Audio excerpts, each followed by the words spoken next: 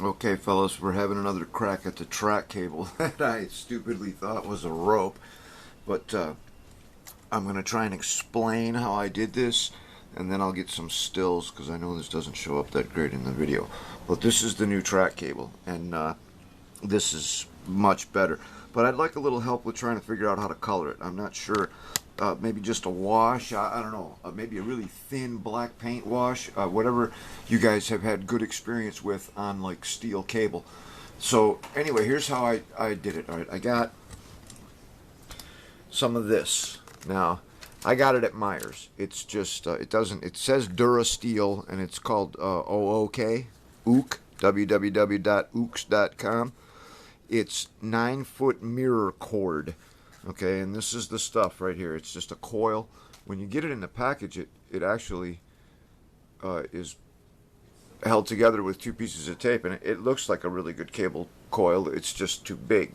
So what I did was I got this. I used this bottle. You guys are gonna have to come up with your own creativity on how to do this. But this bottle is the same size as the fixer on the Panther, and the plastic is a brittle kind of plastic. It's not a soft, malleable plastic, and that'll be important later on.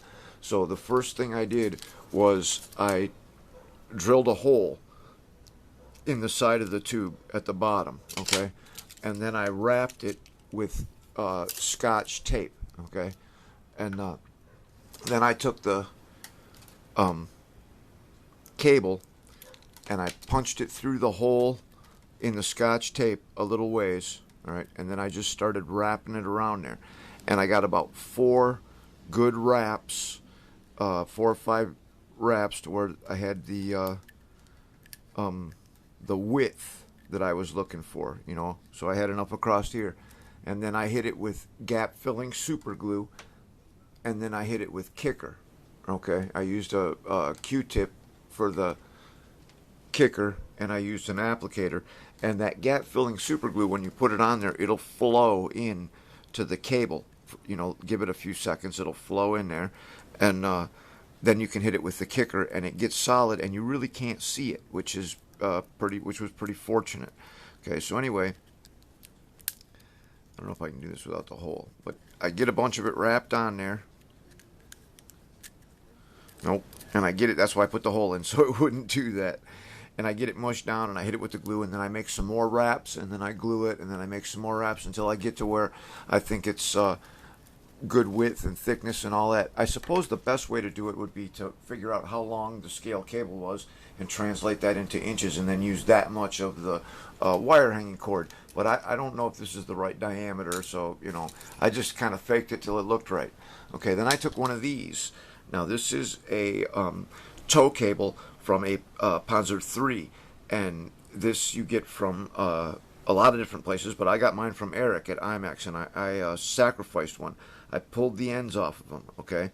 And to do that, it was really easy. I just gripped, since I'm scrapping anyway, I don't care about the cable, so I gripped it right here with a pair of pliers, and then I just turned it in the direction that the cable is twisting.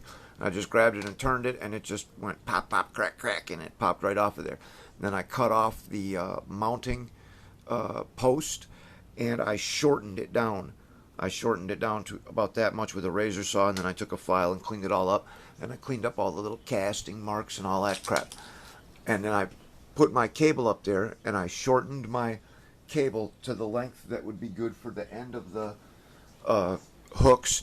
And I found that these things, I don't know why, but the wire cutter in there, it's new, it's never really been used, but it cut that cable nice and clean.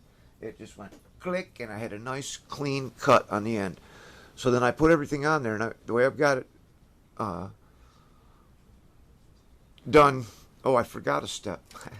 After you get everything wound around on the bottle, okay, and you've got your thickness that you want, then you take a pair of like rail nippers or sprue nippers, okay, and I just ate away the plastic for the bottle. And this is why you want the brittle plastic, because it'll crack and break away in little pieces, and you can trim all along the side and it'll crack, and then you'll be able to get it off the other side. I cut it off the other side with a razor saw, and eventually you'll get it down to where you can reach inside there and just crack across there, and that's where the Scotch tape comes in.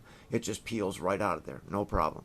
So now I've got a loop that I put up there, and then I set the cable ends where I wanted them, and I again took my applicator and my gap filling super glue, and I filled that little hole with glue, and then I took my Q-tip with my kicker and I touched it on there, and it's set up. And then now I can still pull this off, but when I get ready to attach it permanently, after everything's all painted and everything, I'll be able to put it on there with just a little drop of super glue on top of the fixer, and I think that'll hold really well.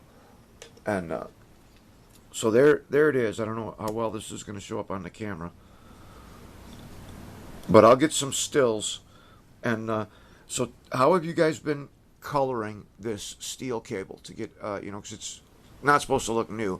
We want that black grimy effect. I was thinking about a very, very thin wash of black enamel paint, maybe a semi-gloss or flat black. But suggestions are what I'm looking for there, fellas. So tell me what you think and how you like it. And if anybody needs more extensive video on how to do it, just private message me and I'll help you if you want to do this. But that's the stuff you're looking for. This is 40-pound, 18-kilogram, 9-foot mirror cord. See you next time.